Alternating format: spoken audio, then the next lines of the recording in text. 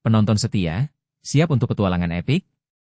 The Regressed Mercenarius Machinations adalah cerita aksi dan fantasi yang luar biasa.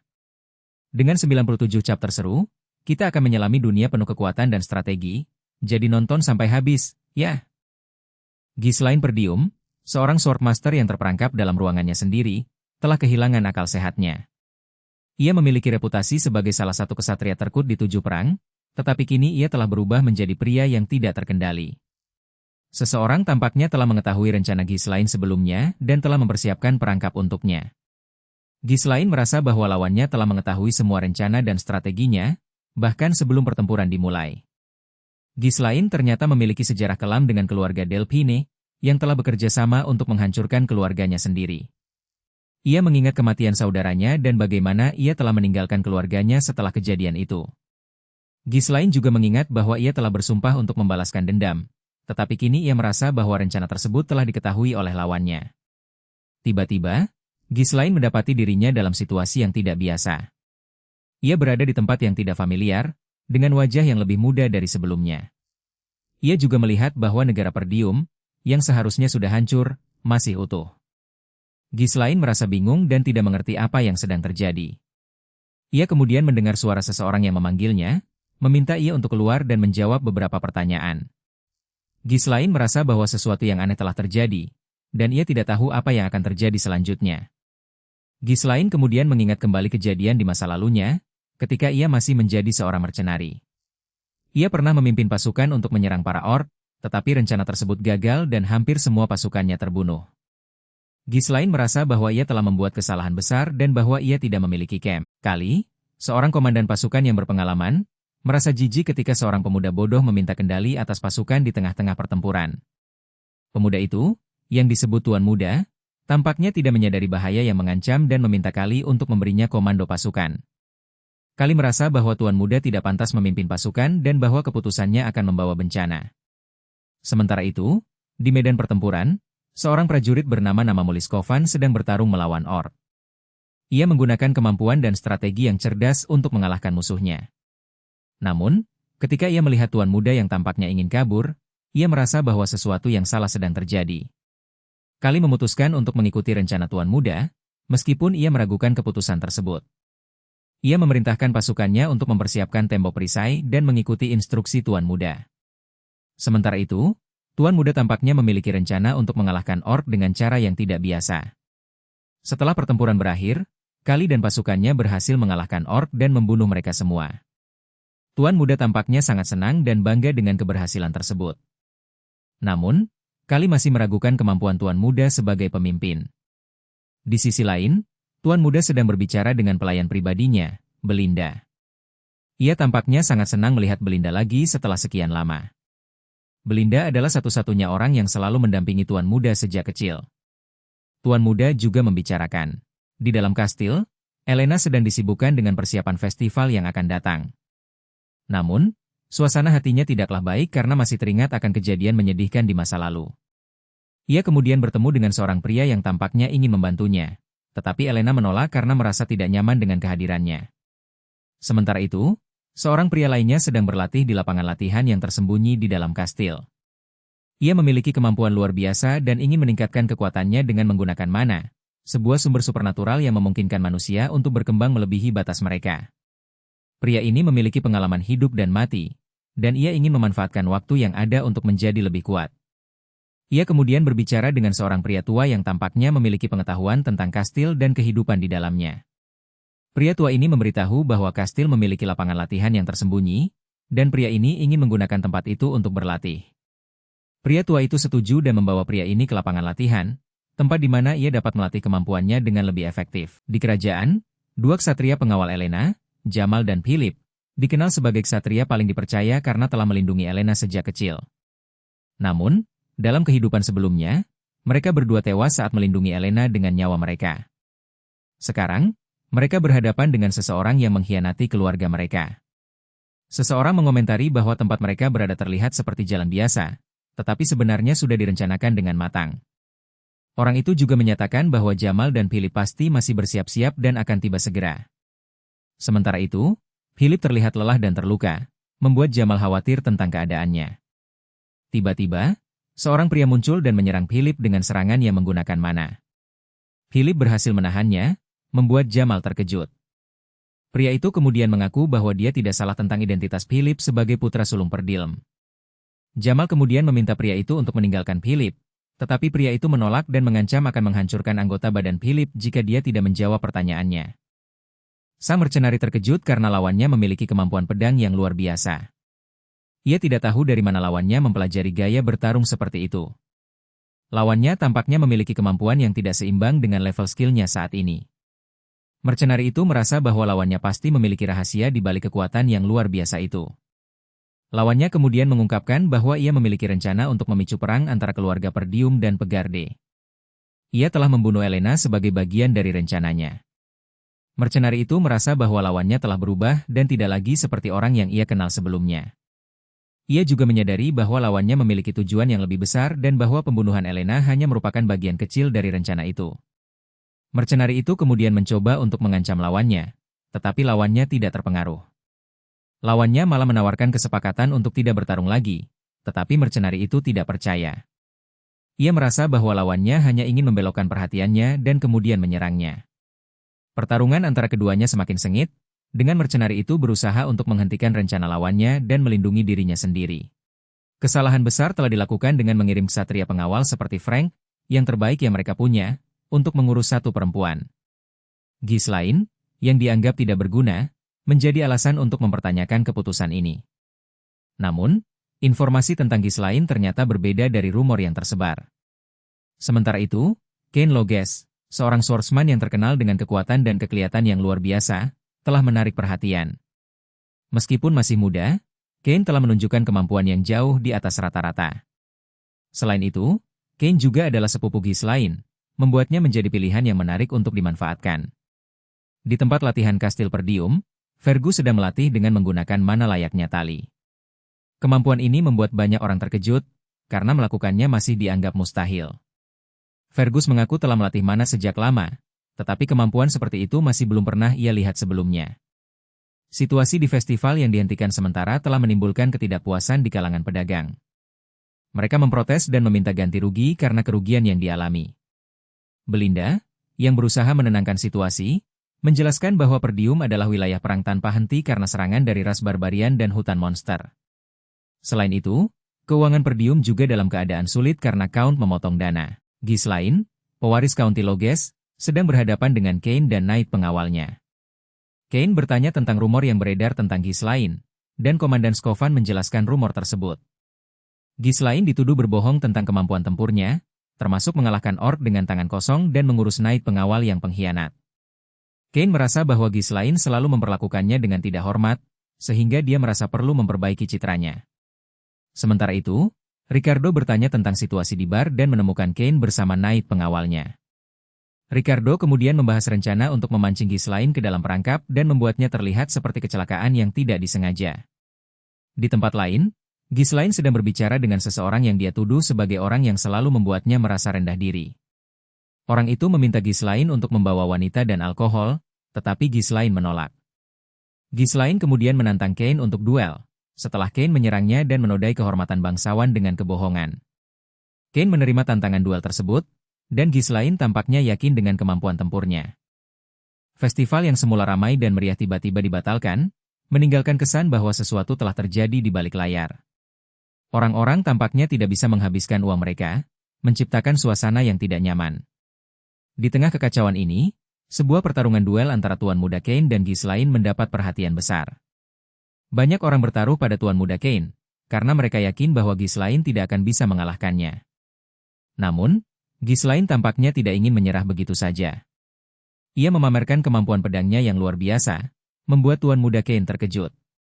Orang-orang yang menyaksikan pertarungan ini mulai berpikir bahwa Ghislaine mungkin tidak selemah yang mereka bayangkan. Tuan Muda Kain, yang dikenal dengan kemampuan pedangnya yang sangat baik, tampaknya harus berusaha lebih keras untuk mengalahkan Ghislaine. Pertarungan ini semakin sengit, dengan kedua petarung saling menyerang dan membela diri. Ghislaine memanfaatkan kesempatan untuk menyerang Tuan Muda Kain dengan kemampuan pedangnya yang sangat cepat dan akurat. Tuan Muda Kain terkejut dengan serangan ini dan harus berusaha keras untuk melawan. Pertarungan ini membuat orang-orang yang menyaksikannya semakin penasaran, karena mereka tidak bisa Pertarungan antara Ghislaine dan Kain semakin memanas. Ghislaine menantang Kain untuk bertarung tangan kosong, dan Kain menerima tantangan itu. Mereka bertaruh 2000 gold, 2 kali lipat dari jumlah awal. Ghislaine yakin bisa mengalahkan Kain dengan mudah. Sementara itu, penonton lainnya juga mulai memasang taruhan, membuat suasana menjadi semakin tegang. Kain yang merasa tidak percaya diri, tetap ingin melawan Ghislaine. Namun, Ghislaine tidak peduli dan tetap ingin menggunakan pedangnya. Ghislaine dengan cepat mengalahkan Kain, membuatnya mengakui kekalahan. Ghislaine merasa puas dengan kemenangannya dan memutuskan untuk membelikan makanan dan minuman bagi penonton yang hadir. Setelah pertarungan, Ghislaine mendapatkan uang yang cukup untuk menyewa mercenari kecil. Ia berencana untuk segera melaksanakan rencana usahanya. Sementara itu, adik Ghislaine bertanya tentang rencana kakaknya, tetapi Ghislaine tidak menjelaskan. Adiknya curiga bahwa Ghislaine ingin terlihat baik di depan tunangannya, Amelia. Ghislaine tidak memiliki tunangan, namun adiknya tetap curiga dengan niat kakaknya. Amelia Rayfold, seorang bangsawan yang terkenal karena sifat baiknya, mendapat dukungan penuh dari orang-orang di wilayahnya. Ia adalah seorang yang sangat dihormati dan disegani. Sementara itu, ada seorang pria yang bernama Ghislaine yang datang berkunjung ke rumah Amelia. Ia datang tanpa pemberitahuan sebelumnya dan meminta untuk berbicara dengan Amelia tentang guild pedagang Artilim. Amelia sedikit terkejut dengan kedatangan Ghislaine, tetapi ia tetap menyambutnya dengan sopan. Ghislaine meminta uang dari Amelia, sebanyak 10.000 gold, dengan alasan bahwa ia membutuhkannya. Amelia terkejut dengan permintaan ini dan bertanya apakah Ghislaine tidak berencana untuk menikahinya. Ghislaine menjawab bahwa ayahnya tidak ada kaitannya dengan hal ini dan meminta Amelia untuk memberinya uang tersebut. Amelia merasa bahwa Ghislaine tidak serius tentang pernikahan mereka dan bahwa ia hanya memanfaatkan hubungan mereka untuk kepentingan pribadinya. Ghislaine memandang Bernap dengan santai, namun nada suaranya mengandung satire. Ia menyarankan bahwa Rayfold tidak tahu kode etik kesatria, karena telah bertindak tidak sopan dengan mendadak datang tanpa pemberitahuan dan mengganggu Nona. Bernap tidak terkesan, malah memerintahkan untuk membawa kepala Ghislaine. Ghislaine merendahkan diri, tetapi juga menantang Bernap untuk menunjukkan kemampuannya. Bernap pun memutuskan untuk mengeluarkan seluruh kemampuannya, karena sudah lama tidak pernah menghadapi musuh yang sangat menghibur. Pertarungan seru pun dimulai, dengan Ghislaine yang menggunakan gaya bertarung barbarian dan Bernap yang mempertahankan diri dengan kemampuan pedangnya. Pertarungan ini diprediksi akan sangat sulit, karena jarak dan tusukan pedang yang tepat secara konstan membuat perhitungan jarak dan waktu menjadi kacau. Ghislaine juga menyadari bahwa lawannya ini tidak seperti yang dirumorkan, dan bahwa swordsmanship-nya berasal dari pengalaman nyata. Ghislaine masih membandel, menantang lawannya dengan nada kasar. Ia tidak percaya bahwa lawannya bisa mendapatkan informasi tentang guild pedagang tanpa bantuan orang lain. Ghislaine merasa bahwa lawannya hanya beruntung atau bahwa berita tentangnya dilebih-lebihkan. Sementara itu, seorang wanita muncul, membawa seekor laba-laba menjijikan. Ia mengingat kejadian saat upacara pertunangan Dwili dan mengatakan bahwa laba-laba itu digunakan untuk membalas dendam. Pertarungan antara Ghislaine dan lawannya semakin sengit. Lawannya menggunakan kecepatan, jangkauan, dan serangan beruntun yang luar biasa, membuat Ghislaine terpojok. Ghislaine menyadari bahwa lawannya memiliki kemampuan yang luar biasa dan bahwa ia harus mengalahkannya jika ingin keluar dari situasi ini. Ia kemudian mengeluarkan mana yang besar, membuat lawannya terkejut. Ghislaine menawarkan 10.000 gold untuk mengakhiri pertarungan, tetapi lawannya menolak dan malah menaik. Ghislaine tampaknya telah berubah menjadi individu yang kuat, melebihi rumor yang beredar. Ia mampu memancarkan mana yang melebihi naik tingkat lanjut. Kondisinya saat ini tidak memungkinkan untuk melawan, terutama karena ia telah menghabiskan banyak mana. Seseorang berencana untuk membunuh Ghislaine, mengumpulkan sekelompok bayaran yang terdiri dari yatim piatu dan mereka yang tak punya keluarga atau status. Mereka dikenal sebagai wheelchair traffickers, yang terdiri dari spesialis alami dan yang paling berbakat. Sementara itu, Amelia telah memberikan 20.000 gold untuk membangun kembali wilayah yang hancur, tetapi Ghislaine memiliki rencana lain, yaitu memanfaatkan Amelia dan membangun kembali wilayahnya dengan cara yang berbeda. Ia berencana untuk merintis Forest of Monster, sebuah proyek yang telah gagal selama 3 kali sejak zaman kakek buyutnya. Di dunia yang penuh dengan petualangan dan keajaiban, ada sebuah kelompok yang dikenal sebagai Ratatos Mercenari, dipimpin oleh seorang kapten yang sangat terkenal. Mereka hanya menerima satu master yang menguasai sebagian besar senjata, dan keberanian mereka tersohor hingga setiap kesatria, bahkan di negara asing, pasti pernah mendengar nama mereka. seorang pria yang mencari kapten ini akhirnya menemukannya, tetapi bukan untuk tujuan yang biasa. Ia memiliki putri yang menderita penyakit parah yang tidak bisa disembuhkan oleh priest atau kekuatan ilahi. Pria ini yakin bahwa Kapten Ratatos Mercenari memiliki pengetahuan yang cukup untuk menyembuhkan putrinya. Dengan keyakinan itu, ia meminta bantuan kapten untuk menyembuhkan putrinya. Kapten itu kemudian menjelaskan bahwa ia memiliki pengetahuan tentang penyakit tersebut dan cara mengobatinya. Ia meminta bahan-bahan seperti various blessing dan herba lainnya, lalu menjelaskan langkah-langkah untuk membuat obat. Setelah obat itu selesai, putri pria itu mulai menunjukkan tanda-tanda pemulihan. Pria itu sangat terkejut dan bersyukur atas keberhasilan. Komandan pasukan Archduke Ghislain membahas tentang tim pengintai yang telah terbantai habis. Mereka menduga bahwa pasukan ini mungkin tidak kompeten atau intel mereka yang salah. Namun, ada berita bahwa Gillion, seorang anggota kelompok Wilcha Traffickers, telah bergabung dengan mereka. Komandan juga menyebutkan bahwa prioritas mereka adalah keluar dari ngarai ini. Sementara itu, Belinda menjelaskan tentang Wilcha Traffickers, sebuah guild yang tak kenal takut dan melakukan berbagai kejahatan seperti penyelundupan, pembunuhan, dan perdagangan manusia. Mereka juga didukung oleh mantan tentara bayaran yang ahli. Kemudian, terjadi serangan mendadak dari bawah tanah dan komandan memerintahkan pasukannya untuk berpencar dan menekan musuh dari kedua sisi. Komandan juga berhadapan dengan seorang pria yang mengaku sebagai mantan komandan Ratatos Mercenari.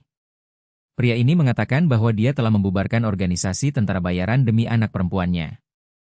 Namun, Komandan Archduke Ghislain tidak percaya dan memerintahkan pasukannya untuk menyerang pria ini.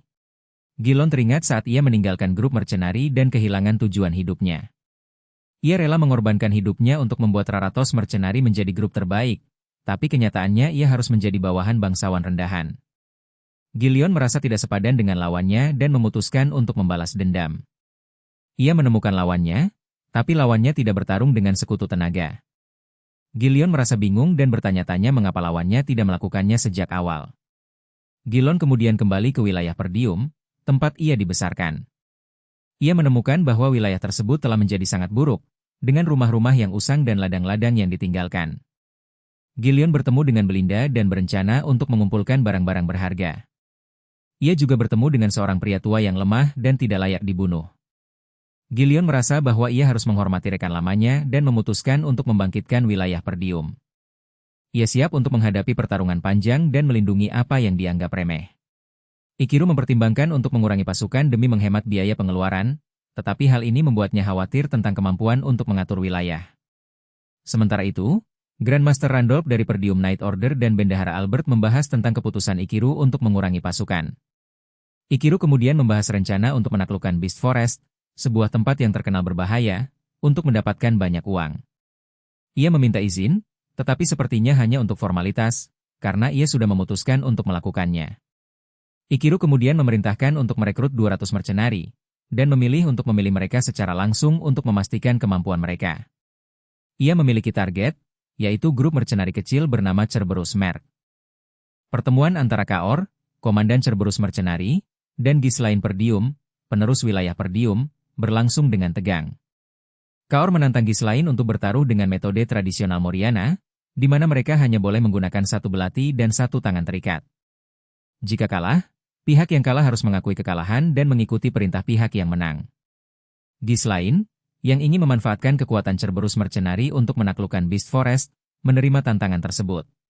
Pertarungan sengit terus berlanjut, dengan Duke yang terus menahan serangan lawannya. Lawan yang sombong itu mulai terdorong mundur, tetapi Duke tidak bisa mengambil keuntungan karena aturan pertarungan yang tidak memungkinkan penggunaan mana. Ia hanya bisa mengandalkan kekuatan fisiknya untuk melawan. Duke terus berjuang mati-matian, menahan serangan lawannya dengan tangannya dan berusaha bertahan dengan kekuatan kakinya. Namun, lawannya yang licik itu menggunakan trik untuk membuat Duke kehilangan fleksibilitas. Duke kemudian mengendurkan kekuatannya dan menyerang balik, membuat lawannya terkejut. Pertarungan semakin sengit, dengan Duke yang terus berusaha mengatasi kelemahan lawannya. Ia tidak pernah menyerah, bahkan ketika lawannya mencoba membuatnya terpojok. Duke berhasil mengalahkan lawannya dan membuatnya keluar dari lingkaran, tetapi pertarungan belum berakhir karena kaki lawannya masih belum keluar lingkaran. Para mercenari yang tadinya bersikap bebas sekarang mematuhinya perintah dari Duke. Mereka tampaknya memiliki seorang pemimpin yang disebut Muschleman Gordon, yang berencana untuk menghadapi bos kecil mereka dengan strategi yang cukup efektif. Gordon sendiri memiliki keahlian yang cukup dan siap untuk maju sebagai perwakilan mereka. Sementara itu, Duke yang masih muda tampaknya memiliki rencana untuk mengatur para mercenari ini, tetapi mereka meragukan kemampuannya karena usianya yang masih muda. Ketika Duke tiba, para mercenari langsung memperhatikannya. Mereka terkejut karena Duke datang sendirian, dan salah satu dari mereka, Muscleman Gordon, berencana untuk menunjukkan pelajaran tentang dunia yang sebenarnya kepada sang Duke. Namun, kehadiran Duke dan kemampuan para mercenari ini membuat situasi menjadi menarik. Apakah Duke akan berhasil mengatur para mercenari ini, ataukah mereka akan melawan perintahnya? Di tengah persiapan ekspedisi ke hutan monster, semua persiapan telah selesai dilakukan. Pembangunan markas sementara, pengadaan, dan perekrutan pasukan telah dilakukan dengan baik. Total pasukan yang direkrut mencapai 192 orang, termasuk mercenari dari agensi dan kelompok mercenari Cerberus. Mereka akan memasuki hutan monster yang dipenuhi dengan bahaya, termasuk monster dan ancaman tersembunyi. Tujuan utama mereka adalah mencari sumber runestone, yang akan memberikan kekayaan yang sangat penting untuk menggagalkan konspirasi yang terjadi di sekitar perdiam. Dengan semangat yang tinggi, mereka memulai ekspedisi ini dengan harapan akan sukses dan mendapatkan bayaran 3 kali lipat dari biasanya. Pertarungan sengit terus berlangsung, dengan monster-monster yang tak henti-hentinya menyerang. Bos dan pasukannya berjuang mati-matian untuk bertahan, tapi jumlah musuh yang terlalu banyak membuat mereka kesulitan. Tiba-tiba, Bos berhasil menemukan kelemahan monster-monster tersebut, yaitu bagian mata mereka yang rentan terhadap serangan. Dengan penemuan ini, Bos segera memerintahkan pasukannya untuk membentuk formasi pertahanan dan fokus pada pertahanan sampai perintah selanjutnya. Sementara itu, Kaor meminta lampu minyak untuk dibakar dan dilemparkan ke arah musuh. Rencana ini tampaknya berhasil, karena monster-monster tersebut mulai terbakar dan melemah. Namun, monster-monster itu tidak mudah dikalahkan. Mereka dapat menangkis dan mematikan lampu-lampu minyak yang dilemparkan, membuat Bos dan pasukannya kewalahan. Tapi Bos tidak menyerah, dia terus memerintahkan pasukannya untuk melemparkan lampu minyak dan membakar musuh. Saat itu, Singa Mia Gillion datang dan membantu Bos dengan melemparkan lampu minyak ke arah musuh. Monster-monster tersebut mulai terbakar dan melemah, memberi Bos dan pasukannya kesempatan untuk kontratak. Pertarungan semakin sengit, tapi Bos dan pasukannya tetap fokus pada pertahanan dan mengincar kelemahan musuh. Tapi, apa yang tidak terduga terjadi? Monster-monster tersebut tidak sepenuhnya dilumpuhkan oleh api, karena cangkang luar mereka yang lemah terhadap api, tapi bagian dalamnya tetap utuh. Api membakar cangkang luar, tapi saat mencapai bagian yang berair, uap keluar dan membuat monster-monster tersebut tetap bertahan. Bos dan pasukannya harus siap untuk menghadapi serangan balik musuh yang tidak terduga ini. Kelompok mercenari memasuki hutan yang dipenuhi monster, dan mereka harus berhati-hati untuk bertahan hidup. Mereka telah mengalami pertarungan sengit dengan monster besar dan berusaha untuk tetap hidup. Namun, mereka tidak tahu apa yang akan muncul di depan mereka, dan ketakutan mulai menghantui mereka. Tuan Muda Ghislaine memerintahkan mereka untuk terus maju, percaya bahwa bos mereka akan menemukan jalan keluar jika mereka menghadapi situasi terburuk. Sementara itu, cangkang pelindung monster yang mereka lawan telah terbakar, memungkinkan mereka untuk memotongnya tanpa menggunakan mana. Setelah melewati beberapa pertarungan, mereka tiba di danau yang menjadi titik penting untuk mencapai sumber Runestone. Mereka memutuskan untuk mengatur camp di sana dan beristirahat. Namun, kekhawatiran tentang monster apa yang akan muncul di depan mereka masih menghantui mereka. Beberapa mercenari mulai mempertanyakan keputusan majikan mereka dan khawatir bahwa mereka hanya diang. Mereka semua merasakan kehadiran aneh di sekitar camp, tetapi tidak bisa melihat apa-apa secara langsung. Lentera-lentera yang menghilang membuat mereka curiga bahwa ada sesuatu yang mengintai dari kegelapan. Gordon memperingatkan bahwa mereka harus bersiap untuk menghadapi monster yang mungkin muncul lagi. Sementara itu, Belinda dan yang lainnya mendengar suara tawa menyakitkan dan merasakan kehadiran yang tidak biasa. Mereka semua sadar bahwa mereka sedang dikelilingi oleh monster palor, yang bisa menyatu dengan kegelapan dan kebal terhadap serangan fisik. Dengan situasi yang merugikan, mereka harus memikirkan strategi untuk melawan monster tersebut. Mereka memutuskan untuk membentuk formasi pertahanan dan menyerang monster ketika waktu yang tepat tiba. Lentera terakhir telah diambil, dan sesuatu yang mengerikan sedang mendekat. Pertempuran sengit terjadi, dengan Shinigami unit penyerang memimpin serangan.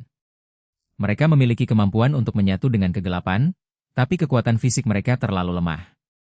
Dengan tim yang solid, mereka bisa dengan mudah dikalahkan. Gillion menarik perhatian musuh dan menahan serangan mereka, sementara Kaor mengganggu formasi mereka. Dengan bantuan Belinda, Mereka menciptakan celah untuk menyerang. Musuh terus bermunculan, membuat pasukan kehabisan anak panah. Namun, unit penyerang tiba dan menyelamatkan situasi. Mereka melakukan serangan dari segala arah, membuat musuh mundur. Meskipun musuh mundur, mereka tidak boleh dibiarkan pergi begitu saja. Mereka akan terus memburu pasukan selama berhari-hari sampai mereka habis. Kematian pemimpin musuh dapat mengacaukan rantai komando mereka. Pasukan harus mengakhiri pertempuran sekarang juga. Belinda menemukan pemimpin musuh, dan dengan cepat mereka mengalahkannya. Dengan ekspedisi ini semakin dekat dengan tujuan, yaitu Runestone Great tinggi yang tersembunyi di dalam hutan. Para mercenari yang biasanya kurang disiplin, kini bekerja sama dengan baik di bawah komando yang efektif. Mereka telah menyebar mayat Palor seperti yang diminta, dan hasilnya cukup baik, karena belum ada monster lain yang muncul. Namun, ketika mereka mendekati jantung Runestone, mereka menemukan banyak mayat, tidak hanya mayat monster, tetapi juga mayat manusia. Ini menandakan bahwa mereka tidak akan menemukan Runestone dengan mudah. Tiba-tiba, seekor ular raksasa muncul, membuat mereka terkejut dan siap untuk bertempur. Di tengah pertarungan sengit melawan monster besar, sang tuan muda memperingatkan rekan-rekannya untuk mundur dan membiarkannya bertarung sendirian. Namun, rekan-rekannya menolak untuk meninggalkannya, karena mereka percaya pada kemampuan tuan muda dan telah beberapa kali diselamatkan olehnya. Mereka bersedia membantu tuan muda dalam pertarungan ini, meskipun monster itu sangat berbahaya dan memiliki racun mematikan. Tuan muda, yang telah mengetahui masa depan, merasa bertanggung jawab untuk melindungi rekan-rekannya dan memastikan bahwa mereka tidak terluka. Ia menyadari bahwa jika ia tidak mengambil langkah, maka banyak orang akan mati. Dengan demikian, tuan muda memutuskan untuk terus bertarung melawan monster itu, dan rekan-rekannya bersedia membantunya dalam pertarungan tersebut. Sementara itu, di Kastil Perdium, Lord Perdium dan orang-orangnya sedang membicarakan tentang tindakan tuan muda yang nekat dan ceroboh. Ghislaine Perdium kembali ke istana setelah melakukan ekspedisi ke hutan monster. Ayahnya sangat marah karena Ghislaine telah mengembangkan wilayah ke hutan monster tanpa izin. Ghislaine menjelaskan bahwa dia telah mendapatkan banyak harta, termasuk Runestone yang sangat berharga, dari ekspedisi tersebut. Runestone itu ditemukan di hutan monster dan dianggap sangat berharga. Ayah Ghislaine masih marah karena Ghislaine telah menggunakan seluruh uang yang diperlukan untuk membeli lahan di hutan monster. Ghislaine menjelaskan bahwa semua itu dilakukan untuk keuntungan Perdium dan bahwa dia telah merekrut pasukan pribadi untuk melindungi wilayah tersebut. Ayah Ghislaine tidak terlalu puas dengan penjelasan Ghislaine, tetapi Ghislaine yakin bahwa dia telah melakukan yang terbaik untuk Perdium. Reklamasi sebagian hutan monster telah dikonfirmasi, dan ini berarti waktunya telah tiba bagi Duke untuk menunjuk penguasa baru untuk Perdilm. Beberapa orang dari pihak mereka masih berada di Perdilm, termasuk pengikut dan ksatria. Mereka berencana mengirim beberapa pengikut ke wilayah Diglpod. Faktanya, pewaris Diglett yang hilang telah ditemukan meninggal di Perdilm, dan ini sudah cukup sebagai pembenaran untuk memulai perang. Sementara itu, Ghislaine Perdilm mendengar kabar tentang penemuan Runestone dan berencana untuk menjualnya. Namun, ada yang berpikir bahwa ini masih terlalu dini untuk mengeluarkan kartu tersembunyi mereka. Ghislaine ingin bergerak sebelum mereka menjual Runestone, dan targetnya bukanlah Ghislaine, melainkan para pekerja yang bertugas mengantarkan Runestone. Mereka berencana untuk menyerang dan kemudian melarikan diri, sehingga mengganggu rencana lawan dan memanfaatkan kesempatan untuk mendapatkan Runestone. Setelah 2 hari penuh istirahat, tubuhnya kini terasa jauh lebih baik. Ayahnya, Shinigami, tampaknya ingin mengajaknya berlatih pedang. Ini adalah pertama kalinya mereka memiliki waktu hanya berdua, dan Shinigami memanfaatkan kesempatan ini untuk mengajari beberapa teknik penting. Shinigami menyarankan agar ia menurunkan tekanan pedangnya sedikit saat bertarung, karena kekuatan dan refleksnya sudah cukup untuk membunuh monster buas, tetapi juga bisa dibaca dengan mudah oleh lawan.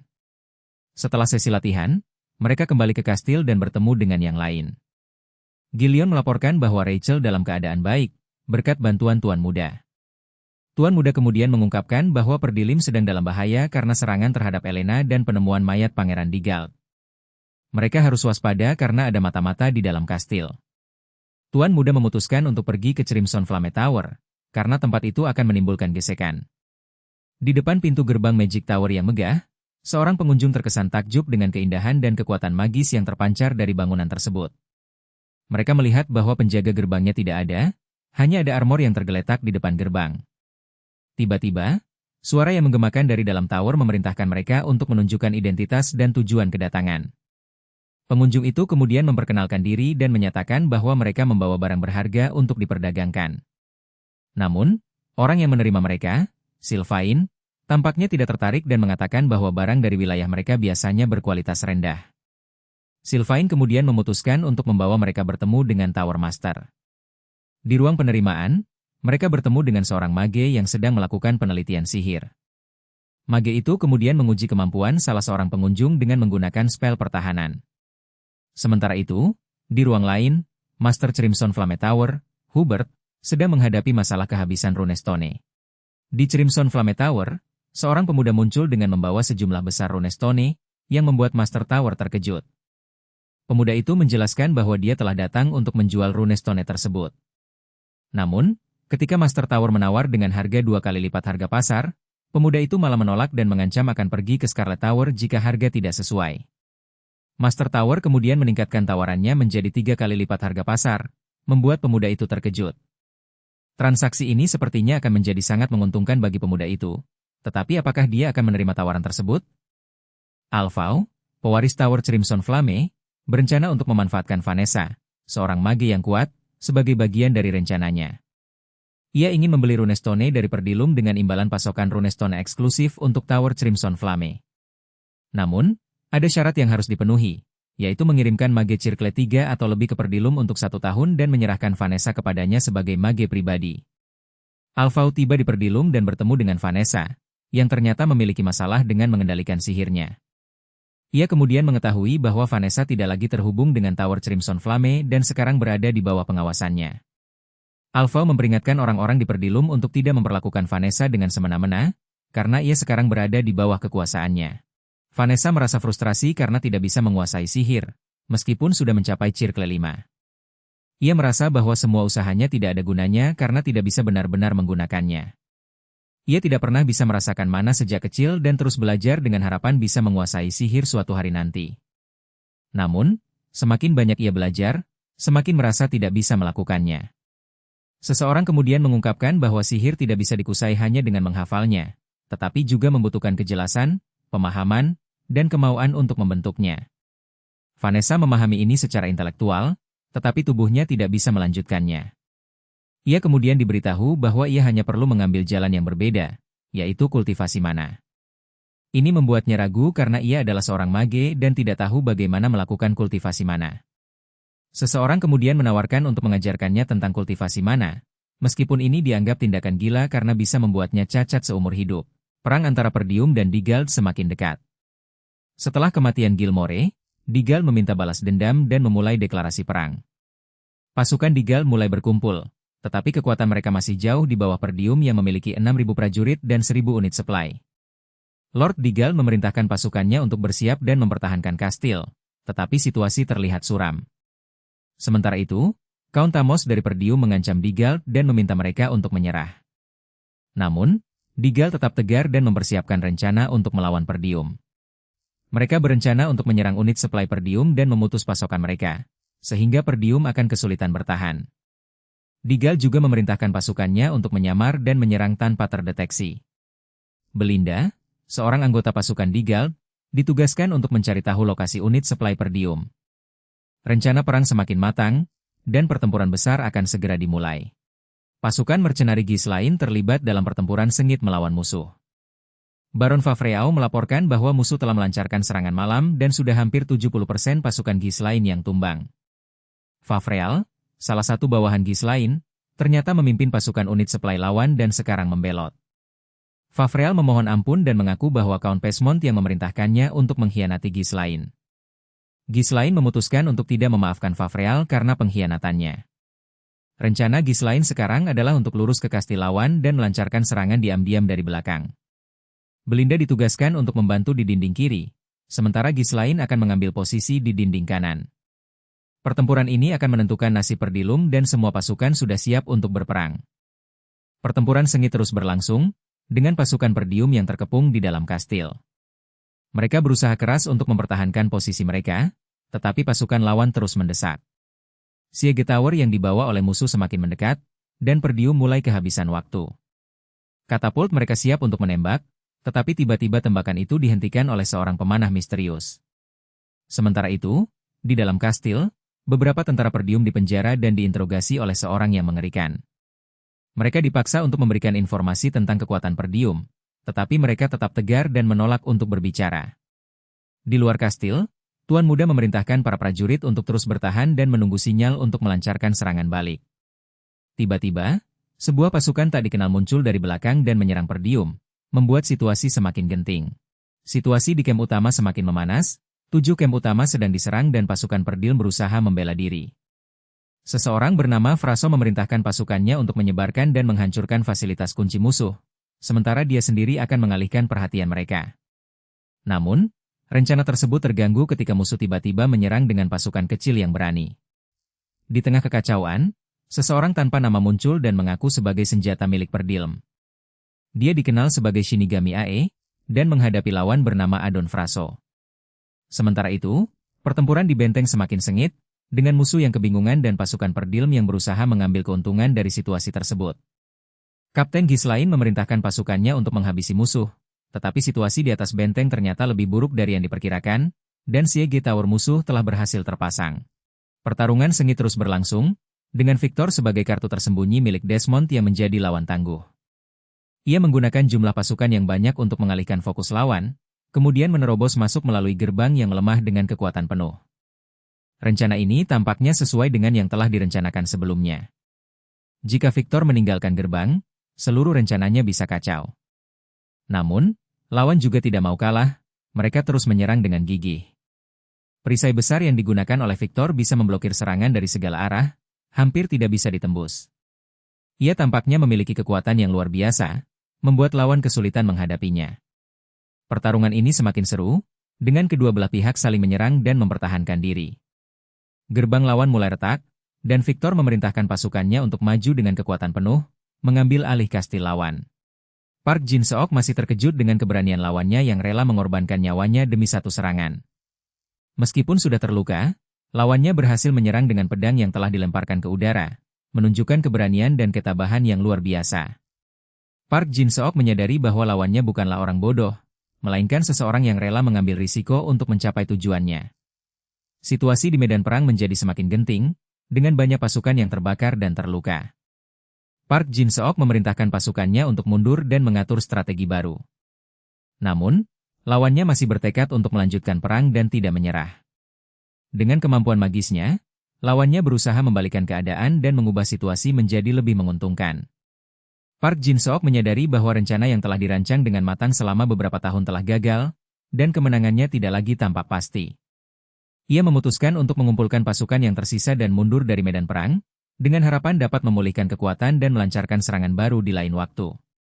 Perang ini masih jauh dari berakhir, dan Park Jin-seok siap untuk melanjutkan pertarungan dengan lawannya yang tangguh. Perang masih berkecamuk, dan suara pertempuran terdengar di mana-mana. Seseorang berteriak, "Mereka sedang terjebak. Jangan biarkan mereka kabur. Ini adalah kesempatan kita untuk membalikan keadaan. Jangan biarkan satu pun dari mereka hidup." Namun, di tengah kekacauan itu, seorang pemuda muncul dan bertanya kepada seseorang, "Apa mungkin Anda terluka?" Pemuda itu menjawab, "Aman saja, kalau saja kita terlambat sedikit saja pasti akan bahaya." Pemuda itu masih terkejut dengan hasil pertempuran yang baru saja terjadi. Ia mengingat saat pertama kali mendengar rencana itu, ia merasa bahwa itu gila, tapi nyatanya berhasil. Ia tidak mau lagi melakukan hal seperti itu karena semua runestone yang sudah dikumpulkan habis dipakai dalam satu serangan. Ia harus memuji Vanessa nanti, tapi ia juga khawatir tentang keberadaan Gillion. Saat itu, seorang lawan muncul dan menyerang pemuda itu dengan pedang. Pemuda itu berhasil menangkis serangan itu, tapi lawannya tidak menyerah. Ia terus menyerang, dan pemuda itu harus menggunakan semua kemampuan untuk menghindari serangan itu. Lawannya sangat kuat, tapi pemuda itu tidak mau kalah.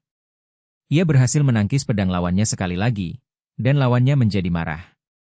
Lawannya berkata, "Kau sudah melewati batas. Kau baru bermain sedikit dan sudah seperti ini." Pemuda itu menjawab, "Dasar para mercenari, kau sudah seperti ini." Lawannya tidak terima dan terus menyerang, tapi pemuda itu berhasil menghindari semua serangan itu. Ia kemudian menyerang balik, dan lawannya tidak siap. Pemuda itu berhasil memukul lawannya, dan lawannya jatuh ke tanah. Pemuda itu kemudian berkata, "Ternyata kau masih mampu menangkis pedang, tapi itu tidak cukup. Kau sudah lelah setelah melawan Adon, tapi kau masih berani menghadapiku seperti ini. Itu adalah pilihan yang bodoh. Tapi aku yakin kau tidak akan menyesal mati di tanganku." Lawannya tidak menyerah dan terus berusaha bangkit, tapi pemuda itu tidak memberinya kesempatan. Ia menyerang lawannya sekali lagi, dan lawannya tidak bisa menghindar. Pemuda itu kemudian berkata, "Sekarang giliranmu mati." Lawannya tidak bisa mengucapkan apa-apa lagi, dan pemuda itu memutuskan untuk mengakhiri pertempuran itu. Setelah itu, pemuda itu berpapasan dengan seseorang yang ia kenal. Orang itu berkata, "Pergerakannya sangat tidak terduga, aku akan mati kalau menurunkan kewaspadaan sedikit saja." Pemuda itu menjawab, "Aku tahu siapa dirimu. Aku tahu pasukan dan strategimu. Bahkan kekuatan yang mendukungmu dari belakang, aku tahu semuanya." Orang itu terkejut dan berkata, "Omong kosong. Tidak mungkin kau tahu tentang operasi yang sangat rahasia ini."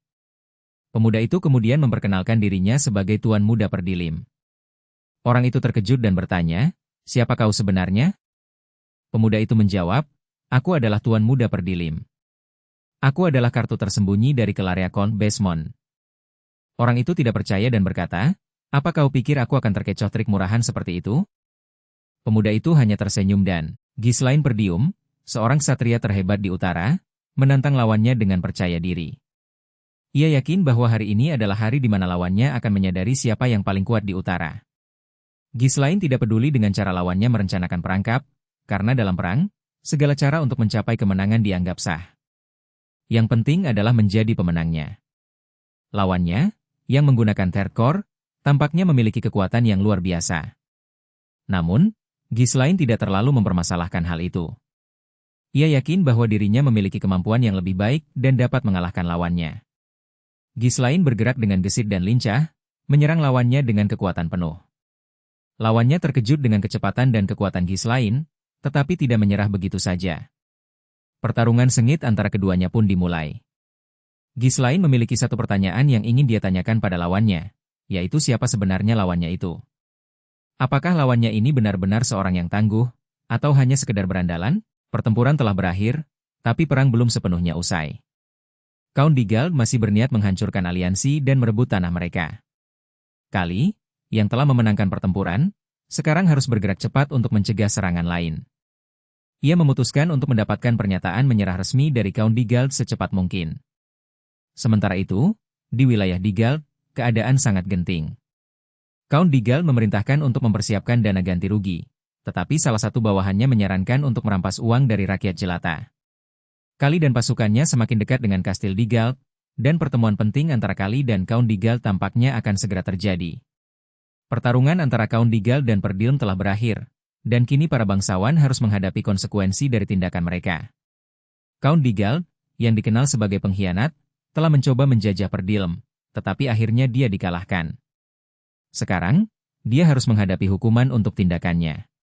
Perdilm menawarkan kesempatan pada Digald untuk menyerah dan membayar ganti rugi, tetapi Digald tidak mau menerima tawaran tersebut. Digald kemudian mencoba memperdayakan Perdilm dengan menawarkan wilayahnya sebagai ganti rugi, tetapi Perdilm tidak terjebak dalam permainan tersebut. Perdilm tahu bahwa untuk mewarisi wilayah, seseorang harus memiliki hubungan darah atau menjadi ahli waris yang sah. Digald tidak memiliki pilihan lain selain menerima kekalahan dan menghadapi hukuman. Sementara itu, Ghislain, yang merupakan salidar atau keponakan Digald, muncul dan mengklaim wilayah Digald sebagai miliknya. Dia memiliki dokumen yang membuktikan hak warisnya, dan Perdilm tidak dapat menghiraukan klaim tersebut.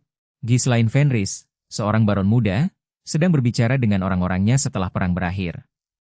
Ia mengumumkan bahwa ia akan mendirikan markas di Baron Fenris dan merekrut mereka sebagai prajurit pribadi. Mereka akan dilatih sebagai kesatria, dan Ghislain berencana untuk membuat mereka menjadi militer resmi. Namun, ia menyadari bahwa hal ini membutuhkan biaya yang besar, dan ia harus mencari cara untuk menghasilkan uang. Setelah itu, Ghislain memutuskan untuk mengunjungi sebuah tempat sebelum bergabung dengan orang-orangnya di Fenris. Ia mempercayakan tugas kepada Kali, orang kepercayaannya, untuk mengurus hal-hal di sana.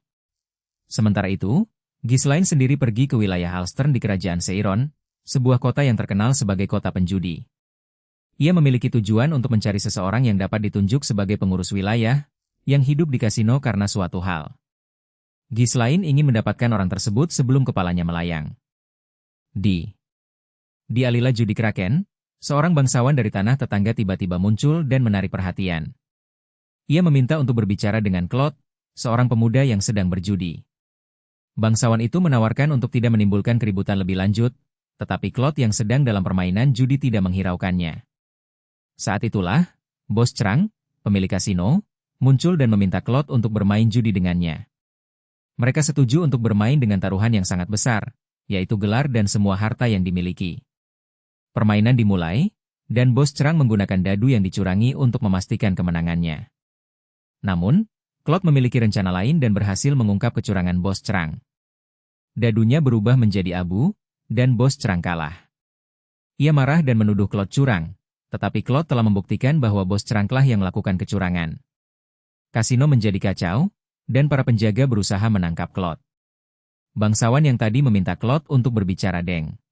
Baron Alistern sedang menghadapi masalah besar karena manajer dan pengelola aula perjudiannya, Trang, tertangkap basah melakukan kecurangan terhadap bangsawan. Claude, seorang tukang judi, berhasil kabur dan membawa uangnya, membuat Baron Alistern sangat marah. Sementara itu, Anna, putri pengkhianat, masih dipenjara dan menunggu tebusan. Claude kemudian muncul dan membayar tebusan sebesar 2.000 gold untuk membebaskan Anna, tetapi Baron Alistern tidak percaya dan meminta Trang untuk memeriksa uang tersebut. Kemudian, Baron Ghislaine Fenris dari kerajaan Lutania muncul dan menyambut Baron Alistern, membuat situasi semakin tegang. Suasana di kasino Kraken menjadi sangat panas ketika Baron Alistern dan Trang terlibat dalam perselisihan. Trang menuduh manajer kasino melakukan kecurangan, sementara manajer tersebut bersumpah bahwa dia tidak bersalah. Baron Alistern meminta Trang untuk membawa kasus tersebut ke pengadilan, tetapi Trang malah meminta kompensasi dari Baron. Baron Alistern kemudian menawarkan untuk membebaskan Anna Archils, yang seharusnya dieksekusi, sebagai ganti kompensasi. Namun, Trang malah meminta uang dan Anna, yang membuat Baron Alistern merasa bahwa Trang tidak memiliki kebaikan tanpa alasannya. Baron Alistern memberi Trang kesempatan untuk menyelamatkan Anna, tetapi Trang malah berencana untuk membalas dendam. Sementara itu, Anna merasa tidak nyaman tinggal bersama Trang karena dia menyebabkan kematian ayahnya. Trang terobsesi dengan balas dendam dan merasa berutang kepada Baron Alistern. Sekarang, Trang merasa bebas dan ingin memotong leher Baron Alistern. Di wilayah Fenris yang baru bebas dari tirani, Claude ditunjuk untuk mengemban berbagai tugas administratif dan membangun kembali wilayahnya. Langkah pertama yang diambil adalah melakukan sensus penduduk, melacak semua orang, dan membawa mereka kembali ke desa. Setelah itu, Claude berencana membeli pasokan makanan untuk 6 bulan guna menyelesaikan krisis makanan. Ia juga memerintahkan untuk memulai pertanian dengan mengirim sapi ke setiap wilayah untuk membajak ladang dan memeriksa kemungkinan membersihkan hilitan di dekatnya untuk dijadikan ladang pertanian baru. Namun, rencana ini dianggap mustahil karena tanah yang kering dan tandus. Claude kemudian memerintahkan untuk menggiling tulang Blood Python untuk dijadikan pupuk. Ia juga berencana membangun tempat penyimpanan baru dan mengganti infrastruktur yang sudah rusak. Wendy, yang ditugaskan sebagai pengawal Claude, memperingatkan bahwa pekerjaan ini terlalu banyak untuk satu orang dan menyarankan untuk mempekerjakan staf tambahan. Claude memiliki rencana lain, yaitu, di hadapan kekayaan dan kemewahan yang tak terbayangkan, sang baron merasa iri dan tidak suka. Ia merasa bahwa kekayaan ini hanya dipamerkan, dan ia ingin menghancurkannya. Namun, ada yang salah dengan otak orang tersebut, dan mungkin dendam dari kehidupan masa lalunya lah yang membuatnya seperti itu. Ia pernah menaklukkan banyak wilayah, tetapi dendam membuatnya kehilangan segalanya. Sekarang, ia ingin membangun koneksi di ibu kota dengan cara unik, yaitu membuat kosmetik yang dapat membuat para bangsawan terpesona. Dengan menggunakan bahan-bahan langka seperti zinc, lilin lebah, dan ekstrak bunga, ia membuat krim yang harum dan dapat memperbaiki kekurangan kosmetik lama. Ia yakin bahwa dengan memberikan hadiah ini, para bangsawan akan datang menghampirinya, dan ia dapat memanfaatkan kesempatan ini untuk membangun kekuasaannya. Countess Muriel Aylesbury, wanita cantik yang selalu memimpin tren di ibu kota, sedang dalam percakapan dengan Baron Ghislaine Fenris.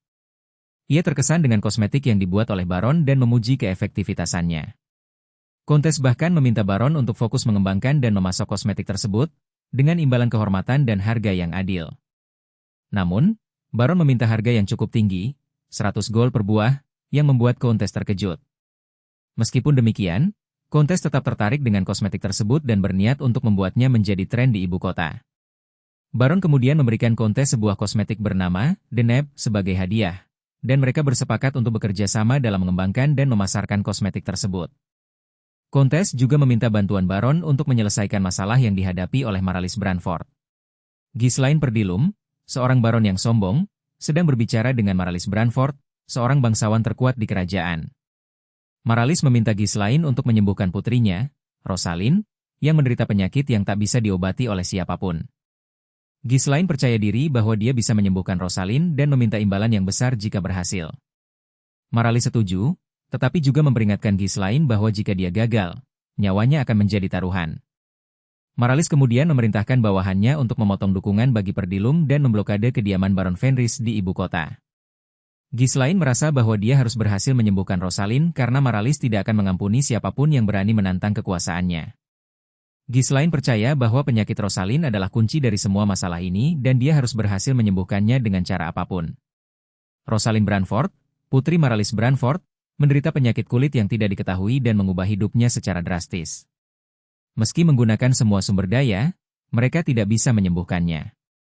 Ghislaine Fenris, seorang lord, hadir untuk menawarkan pengobatan dengan menggunakan metode unik yang dikembangkan di masa depan. Ia yakin bisa menyembuhkan Rosalind, tetapi dengan risiko yang tinggi. Ghislaine menjelaskan bahwa penyakit Rosalind disebabkan oleh ketidakseimbangan antara polaris mana positif dan negatif. Ia meminta Rosalind untuk mempertaruhkan nyawanya demi pengobatan ini. Rosalind, yang putus asa, setuju untuk melanjutkan pengobatan. Ghislaine kemudian memulai pengobatan dengan meminta Rosalind untuk menahan diri selama seminggu. Sementara itu, Maralis Branford berencana untuk membentuk kekuatan Pi di kerajaan dengan membuat Ghislaine sebagai pelindungnya. Ia percaya bahwa Ghislaine memiliki kemampuan yang lebih baik daripada Count Brivant, yang kaya dan berpengaruh di kerajaan.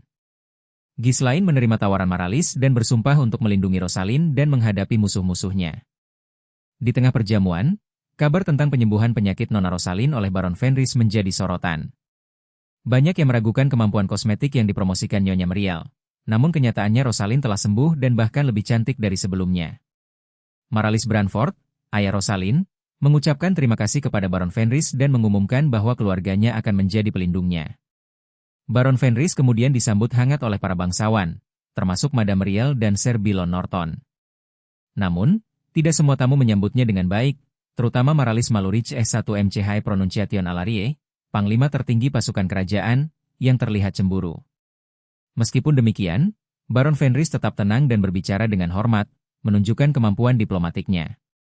Ia juga menunjukkan kepedulian terhadap para dwarf dan Buddha Elf, yang membuat Maralis Branford menghargainya. Maralis Branford, seorang bangsawan terhormat, sedang berbicara dengan Viscount Joseph. Mereka membahas tentang seorang pria yang berasal dari keluarga Delphine, yang tidak ingin berurusan dengan mereka. Maralis juga menyebutkan bahwa dia telah mengasuh seekor singa muda, yang tidak menarik minat keluarga Delphine. Saat itu, seorang ksatria pengawal muncul dan diminta untuk menunjukkan wajahnya. Baron Ghislaine Fenris juga hadir dan berbicara dengan Maralis tentang kosmetik dan teknologi. Mereka membahas tentang kemampuan dan bakat, serta tentang keberuntungan dan kemampuan sejati. Viscount Joseph mencoba merekrut Maralis untuk bergabung dengan keluarga Delphine, menawarkan tanah di selatan dan kekuatan untuk melindungi wilayahnya. Namun, Maralis telah bergabung dengan faksi royalis dan tidak tertarik dengan tawaran tersebut. Ia lebih memilih untuk tinggal di ibu kota untuk sementara waktu dan mempertimbangkan tawaran Viscount dengan lebih baik. Lord baru saja kembali ke wilayahnya dan disambut dengan gembira oleh rakyatnya. Mereka terlihat sangat menyukainya karena telah membangun rumah lintuk dan memastikan tidak ada yang kelaparan. Namun, tidak semua orang memiliki pandangan yang sama tentang Lord ini. Beberapa orang merasa bahwa bangsawan hanya peduli dengan kepentingan mereka sendiri. Lord kemudian memerintahkan Lowell untuk memilah dokumen dan membawanya ke kantornya. Ia juga memerintahkan untuk mempersiapkan rapat dan meminta laporan tentang situasi di wilayahnya. Setelah mendengar laporan bahwa proyek konstruksi dan panen telah berjalan dengan baik, Lord meminta untuk mempercepat persiapan perang. Ia juga memerintahkan untuk mengamankan lebih banyak lahan untuk perumahan dan membeli pasokan makanan. Lord juga menyebutkan bahwa Colin Desmond akan menjadi ancaman besar karena telah membeli biji besi dalam jumlah besar, dan Lord harus beraksi sebelum Desmond siap untuk. Di tengah persiapan perang, Lord Fenris menerima laporan tentang Count Cabaldi, yang konon memiliki pedang terkuat di Litara. Ini membuatnya waspada dan memerintahkan anak buahnya untuk bersiap menghadapi perang. Sementara itu, Desmond meragukan keputusan ini, karena kastil mereka telah bertahan selama banyak generasi tanpa tertembus. Fenris memiliki rencana untuk meningkatkan kekuatan pasukannya dengan menjadikan 200 mercenarinya sebagai ksatria. Ia menggunakan metode pelatihan mana yang telah dimodifikasi untuk mempercepat proses ini, dengan bantuan segel amplifikasi mana. Dengan cara ini, para mercenari bisa menyimpan mana dalam tubuh mereka dan membentuk inti mana, seperti menggulung benang. Sementara itu, di tempat lain, seorang Buddha bernama Galbarik berencana melarikan diri dari perbudakan, dengan tujuan mencapai wilayah rahasia di kerajaan lain tempat para Buddha melarikan diri bisa hidup bebas. Para pedagang Buddha di kerajaan akan memburu siapa saja yang mencoba melarikan diri, membuat kebebasan tampak seperti impian yang jauh. Namun, ada yang lebih memilih mati mengejar kebebasan daripada membusuk sebagai mainan bangsawan. Seseorang menawarkan kesepakatan, bekerja sama selama 10 tahun dan akan diberi wilayah otonom, bebas dari perbudakan. Namun, hukum kerajaan mencap mereka sebagai budak, membuat tawaran itu tampak seperti omong kosong. Di tempat lain, Baron Fenris mengirim surat ancaman, meminta pedagang membuka perdagangan dengan wilayahnya. Sementara itu, bencana kelaparan melanda kerajaan, menyebabkan kekacauan dan kerusuhan. Para bangsawan royalis telah menimbun makanan, membuat harga melonjak tinggi. Desmond dan Duke berjanji akan membantu, tetapi bantuan mereka terlambat, membuat keadaan semakin genting. Baron Fenris telah memulai perang, membawa pasukan besar untuk menghadapi Count Cabaldi. Keputusan ini membuat banyak orang heran, karena situasi saat ini tidak tepat untuk perang. Kelaparan dan kekeringan telah melanda, dan pasukan Fenris tidak sepenuhnya siap untuk bertempur. Namun, Baron Fenris yakin bahwa ini adalah kesempatan emas untuk mengambil alih tambang besi utara terbesar yang dimiliki oleh Count Cabaldi. Sementara itu, keluarga Duke juga terlibat dalam konflik ini, dengan alasan yang tidak jelas. Mereka tampaknya memiliki kepentingan dalam masalah ini, dan beberapa orang menduga bahwa Count Cabaldi mungkin adalah boneka keluarga Duke. Situasi semakin kompleks, dengan berbagai faksi yang terlibat dan memiliki kepentingan yang berbeda-beda.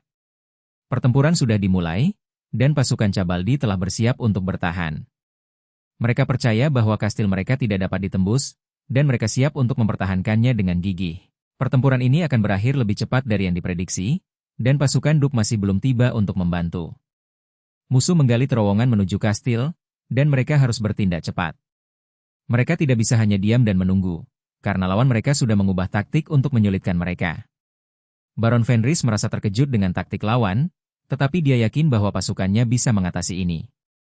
Dia memerintahkan pasukannya untuk menempatkan pasukan di gerbang selatan dan menyerang lawan ketika mereka muncul dari terowongan. Sementara itu, Galbarik sedang mengerjakan proyek rahasia, mencoba membuat sesuatu yang bisa membantu mereka dalam pertempuran. Dia menemukan cetak pipi pesawat kuno dari kekaisaran yang hilang dan berencana menggunakan prinsip yang sama untuk membuat sesuatu yang bisa membuat mereka terbang. Komandan Leslie melaporkan bahwa musuh telah menembus masuk ke kastil, membuat situasi darurat. Lord yang sedang istirahat segera diminta untuk bertindak. Leslie menjelaskan bahwa musuh menggunakan balon aneh untuk terbang dan memasuki benteng, membuat pertahanan kastil terkejut. Komandan Leslie memutuskan untuk mengambil lorong bawah tanah menuju benteng luar dan menahan gerbangnya, sementara yang lain mencari bala bantuan. Lord memerintahkan para pengikut untuk membawa dia keluar jika situasi memburuk. Sementara itu, pasukan Fenris Night Order mulai operasi, membuat pasukan pertahanan kastil terdesak. Komandan Leslie memerintahkan untuk menghentikan musuh dan menunggu bantuan datang ke gerbang selatan. Komandan Leslie dari Night Cabaldi memerintahkan pasukannya untuk tidak membiarkan musuh melangkah lebih jauh. Ia menantang musuhnya, yang tampaknya sangat kuat, untuk bertarung. Meskipun demikian, Leslie tidak terlalu khawatir karena ia yakin bahwa pasukannya akan segera tiba dan mengambil alih situasi. Musuhnya semakin lemah, tapi Leslie tetap waspada karena ia tahu bahwa musuhnya masih bisa berbahaya. Sementara itu, pasukan utama Cabaldi mulai menyerang, namun gerbang pertahanan musuh ternyata sangat kuat dan tidak mau terbuka. Komandan Jaimon memerintahkan pasukannya untuk mundur dan menunggu kesempatan untuk menyerang kembali. Leslie kemudian memutuskan untuk menggunakan kemampuan khususnya untuk menggencet lawannya, sambil memerintahkan pasukannya untuk mundur dan menunggu momen yang tepat untuk menyerang. Dalam situasi yang semakin genting, pasukan Cabaldi harus berjuang keras untuk mengalahkan musuhnya dan mempertahankan kastil mereka. Pertarungan di kastil terus berkecamuk, dengan kedua belah pihak saling serang dan bertahan. Bagadi memerintahkan pasukannya untuk mundur, karena mereka telah mengambil alih benteng bagian dalam dan tidak memerlukan sandera lagi. Sementara itu, Alika Blade dan kapten pasukan lawan terlihat lelah setelah menggunakan mana mereka. Kondisi ini membuat pertarungan yang berkepanjangan menjadi sulit bagi mereka. Belinda, yang sebelumnya masuk ke kastil, belum terdengar kabarnya, membuat Bagadi curiga ada jalan keluar rahasia di dalam kastil. Ia memutuskan untuk mencari Belinda sendiri, sementara pasukannya lainnya mencari pintu keluar terowongan. Di tempat lain, Lukas dan lawannya terlibat dalam pertarungan sengit, dengan Lukas menawarkan kesempatan untuk mundur jika lawannya dapat mengalahkannya. Pertarungan ini penuh dengan ketegangan dan strategi, karena kedua belah pihak memiliki kekuatan dan kemampuan yang seimbang. Han Lukas, yang telah bekerja sebagai bawahan selama 10 tahun, memutuskan untuk meninggalkan pekerjaannya. Ia merasa bahwa menjadi bawahan hanya akan memperburuk keadaannya. Lukas telah bertindak sebagai tangan kanan Mercenary King, menyelesaikan tugas-tugas berat, namun ia tidak pernah menemukan kekasih yang dicarinya. Ia berjanji bahwa jika ada bahaya, ia akan datang membantu, tetapi sekarang ia harus melanjutkan jalan hidupnya sendiri. Sementara itu, Armstrong dari klan Dragon Cabaldi menantang Lukas dengan mengatakan bahwa tidak ada benteng yang tak bisa ditembus. Ia curiga bahwa Lukas memiliki tujuan tersembunyi dan memperingatkannya bahwa jika ia membunuh, itu hanya akan menciptakan bencana. Lukas tetap tegar dan menolak tawaran untuk bergabung dengan klan Dragon Cabaldi, dengan tekad untuk memutuskan segalanya atas kehendaknya sendiri. Ia memiliki prioritas utama, yaitu kehancuran Fenris dan Perdium. Di ibu kota Cardenia, Baron Fenris berhasil mengalahkan Count Cabaldi, yang dikenal sebagai Master of the Iron Fortress. Kemenangan ini membuat faksi royalis semakin kuat, dan pengaruh mereka mulai meluas ke daerah lain. Sementara itu, di utara kerajaan Rotania, dekat dengan benteng Cabaldi, seorang pemimpin regu mercenari bernama Regumas memimpin pasukannya untuk menyelamatkan Baron Fenris. Namun, ketika mereka tiba, perang sudah berakhir, dan Baron Fenris telah memenangkan pertempuran. Regumas dan pasukannya kemudian memutuskan untuk bekerja sama dengan Baron Fenris, karena klien mereka tidak ada hubungannya dengan misi mereka. Mereka juga bertemu dengan seorang priestess bernama Beltgi, yang melayani Lady Joanne, Dewi Kecantikan dan Kesuburan. Beltgi memiliki kekuatan suci yang sangat berharga, dan Baron Fenris meminta bantuannya untuk menyembuhkan orang-orang yang terluka dalam perang. Dengan kekuatan suci Beltgi, faksi royalis dapat bergerak lebih bebas. Pertarungan sengit terus berlangsung, dengan Ghislain sebagai komandan pasukan utara. Ia harus mempertimbangkan kehormatannya dan nama baik faksi royalis. Jika ia gagal mengalahkan Colin Cabaldi, maka kehormatannya akan tercoreng dan pihak Duk akan memanfaatkan kesempatan itu. Ghislain memahami bahwa ia tidak bisa melakukan tindakan sembrono dan harus selalu mempertimbangkan kehormatannya. Sementara itu, Maralis Branford menunggu untuk berbicara dengan Ghislain tentang perkembangan Priestess. Priestess telah menyelesaikan pengembangannya dan bisa kembali ke gereja. Ghislain juga mendengar bahwa para mage telah mencapai batas mereka dan Alphau terus kabur. Namun, Ghislain tidak terlalu khawatir karena ia memiliki Priestess yang bisa menggunakan kekuatan suci untuk membantu. Ghislain juga mendengar bahwa Baron Fenris telah menyusup ke kastil Cabaldi dengan terbang, yang membuatnya heran. Ia tidak bisa membayangkan bagaimana Baron itu bisa melakukan hal tersebut. Ghislain kemudian meminta untuk berbicara dengan Maralis Branford tentang rencana selanjutnya. Ia ingin membahas tentang perang yang akan datang dan bagaimana mereka bisa mengalahkan musuh mereka. Ghislain yakin bahwa ia memiliki peluang untuk menang dan ingin segera memanfaatkannya. Dalam situasi yang tak terduga, kesempatan telah tiba, dan itu harus dimanfaatkan dengan cepat.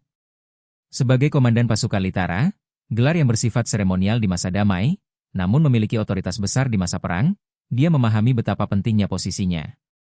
Royalis telah mengambil alih kekuasaan, dan kini saatnya untuk konsolidasi kekuatan. Perang saudara mengancam, dan Duk Delphin mungkin akan memulai serangan. Dalam kondisi seperti ini, keputusan harus diambil dengan hati-hati. Seseorang telah menghubungi istana kerajaan untuk memberinya pangkat yang lebih tinggi, tetapi ada satu syarat, dia harus pergi ke Shadow Range Kerajaan Turian untuk membantu mengatasi masalah serius yang mereka hadapi. Di sana, dia akan menemui para ksatria terbaik di dunia, dan tantangan yang harus dihadapi. Di Kerajaan Turian, seorang mercenari sedang mempersiapkan diri untuk memburu monster. Ia menerima perintah dari Maralis dan harus melaksanakannya, meskipun tempat tersebut masih berbahaya setelah perang usai. Belial tampaknya ingin mercenari tersebut membuktikan kemampuannya secara penuh. Sementara itu, negosiasi dengan Ordo Jiliana berjalan lancar, dan mereka akan berada di samping Priest Viote untuk sementara waktu. Mercenari tersebut kemudian tiba di bawah pegunungan Shadow, di mana kerajaan Turian berada. Ia disambut oleh para knight yang menjaga benteng dan diberitahu tentang peraturan di tempat tersebut. Mereka harus mendaftar sebagai hunter di bangunan guild untuk bisa berburu monster. Namun, peraturan di tempat tersebut berbeda, dan status bangsawan tidak ada artinya di sana. Mercenari tersebut kemudian bertemu dengan Baron Fenris dari kerajaan Lutania, yang menjelaskan tentang peraturan dan memberikan token untuk berburu di wilayah pegunungan Shadow. Seseorang mengingatkan orang lain tentang tata krama saat memasuki wilayah baru, tetapi yang lain tidak terlalu peduli. Mereka bahkan menantang orang tersebut, mengatakan bahwa keadilan ditentukan oleh mereka yang kuat. Sementara itu, seorang kapten memerintahkan anak buahnya untuk tidak mengambil tindakan sembarangan dan menunggu waktu yang tepat untuk menyerang. Di tempat lain, seorang pria sedang berhadapan dengan predator pelincak di Shadow Range, sebuah monster menakutkan. Ia diberi nasihat untuk tidak menyerang secara gegabah dan menunggu waktu yang tepat untuk membunuh musuhnya. Seseorang lain memperhatikan bahwa sekelompok pemburu dapat membantai banyak monster tanpa ada korban di pihak mereka, membuatnya khawatir bahwa mereka tidak akan kebagian material monster untuk dijual. Di tengah kekacauan, seorang pria bernama Faye memerintahkan anak buahnya untuk membersihkan tangkapan mereka sebelum monster lain muncul. Namun, suasana tegang ini dipecah oleh kemunculan seseorang yang mengancam mereka. Sementara itu, di sebuah tempat lain, seorang tuan muda sedang membahas tentang pengiriman material monster ke Cardenia dan Litania. Ia juga menerima kabar buruk dari Perdilim yang sedang diserang oleh barbarian. Situasi di Perdilim semakin genting, dan para prajurit diperintahkan untuk memanjat tembok dan menghadapi musuh. Namun, Lord Perdilim memutuskan untuk tidak meminta bantuan dari tuan muda, dengan keyakinan bahwa Wolf of the North dapat mengatasi masalah ini. Sementara itu, seorang bernama Donchard, Raja Ironcliff, muncul dan menantang lawan-lawannya, menawarkan kerjasama kepada seorang dengan rambut merah yang hebat. Pertarungan sengit terjadi antara dua lawan yang tangguh. Seorang pria, yang merasa sangat percaya diri, menggunakan pilar sebagai tameng untuk melindungi dirinya dari serangan lawan. Lawannya, yang terkesan lincah dan gesit, berpikir bahwa lawannya terlalu berani dan tidak memiliki celah yang bisa dimanfaatkan. Namun, pria itu tiba-tiba mulai merasa panik dan terus-menerus menghindar, sehingga lawannya memutuskan untuk mengakhiri pertarungan dengan cepat. Pria itu kemudian mengatakan bahwa lawannya adalah seorang pecundang dan bahwa kesombongan tidak akan membawa makanan ke atas meja. Ia juga mengatakan bahwa lebih baik menjadi babi yang kenyang daripada serigala yang kelaparan. Lawannya, yang merasa terancam, mengatakan bahwa salah satu dari mereka akan mati hari itu, dan itu pasti akan menjadi lawannya. Pria itu kemudian menyadari bahwa ia merasa takut, sesuatu yang tidak pernah ia rasakan sebelumnya. Ia merasa bahwa lawannya lebih hebat darinya dan bahwa ia tidak bisa melakukan apa-apa untuk menghentikan lawannya. Ia kemudian memikirkan tentang pertarungan yang adil dan bahwa ia tidak bisa menghindar dari lawannya selamanya. Sementara itu, seseorang di luar pertarungan mengatakan bahwa ketika keadaan terasa tidak menguntungkan, manusia akan fokus untuk berlari. Namun, jika mereka mendorong ke dalam, maka akan ada celah yang muncul. Ia juga mengatakan bahwa kematian adalah sesuatu yang harus dihindari, namun juga merupakan guru terbaik. Pertarungan antara dua lawan terus berlanjut, dengan pria itu yang semakin panik dan lawannya yang semakin percaya diri. Pria itu kemudian menyadari bahwa ia tidak lagi takut dan bahwa ia siap untuk menghadapi lawannya. Ia kemudian mengatakan bahwa ia hanya tidak takut lagi, dan bahwa ia siap untuk melawan lawannya dengan sepenuh hati. Di tempat lain, seseorang mengatakan bahwa kelompok Baron Fenris sudah bergerak, dan bahwa mereka harus segera mengirim surat ke Count Desmond untuk memberitahukan tentang hal ini. Pertarungan dan intrik terus berlanjut, dengan banyak hal yang belum terung. Pertempuran sengit terus berkecamuk, dengan suku-suku barbar yang terus-menerus menyerang tanpa jeda. Mereka menggunakan taktik rotasi serangan yang membuat pasukan Perdium kesulitan mengimbangi. Namun, kepala suku Northern Wolf tidak gentar dan memerintahkan pasukannya untuk terus bertarung. Ia bahkan berencana untuk memenggal kepala suku musuh sendiri. Sementara itu, Kustu, seorang prajurit hebat dari utara, muncul dan mengumumkan bahwa ia akan memenangkan pertempuran. Ia menantang lawan-lawannya dengan percaya diri, menyebut dirinya sebagai Blood Red Demon. Pertempuran semakin sengit, dengan banyak nyawa yang melayang. Namun, tiba-tiba Baron Fenris muncul dan memimpin pasukannya untuk menyelamatkan hari. Ia berhasil menghabisi barbarian yang tersisa dan menyelamatkan Perdium dari kehancuran. Setelah pertempuran, Baron Fenris mengungkapkan bahwa ia datang setelah menerima permintaan bantuan dengan segel Perdium, tetapi ia tidak tahu siapa yang. Pasukan kerajaan Doreen yang dipimpin oleh Komandan Legiun kedua sedang bersiap untuk menghadapi serangan Count Desmond. Setelah menerima gaji seminggu, mereka harus segera kembali ke medan pertempuran. Namun, situasi darurat terjadi ketika pasukan Count Desmond menyerbu langsung ke markas pasukan kerajaan. Pasukan kerajaan terkejut dan terdesak, sehingga mereka harus segera membentuk formasi pertahanan. Komandan pasukan kerajaan memerintahkan pasukan tombak untuk maju dan membentuk formasi rapat, siap untuk bertarung. Namun, pasukan kavaleri musuh dari pasukan Desmond telah memblokir rute pelarian, sehingga pasukan kerajaan terjebak. Dalam keadaan yang semakin genting, Lord memerintahkan untuk menghancurkan fasilitas-fasilitas penting dan memindahkan perbekalan serta pasukan ke Kastil Fenris. Nonan Vanessa dan beberapa pasukan lainnya memutuskan untuk tetap tinggal dan melindungi wilayah tersebut, meskipun Lord telah memerintahkan untuk meninggalkan tempat itu. Mereka berencana untuk Pertempuran sengit pun dimulai, dengan pasukan yang dipimpin oleh seorang pemimpin yang tangguh. Ia memerintahkan pasukannya untuk mempersiapkan diri dan memastikan bahwa setiap tentara mengenakan zirah yang kuat dan ringan.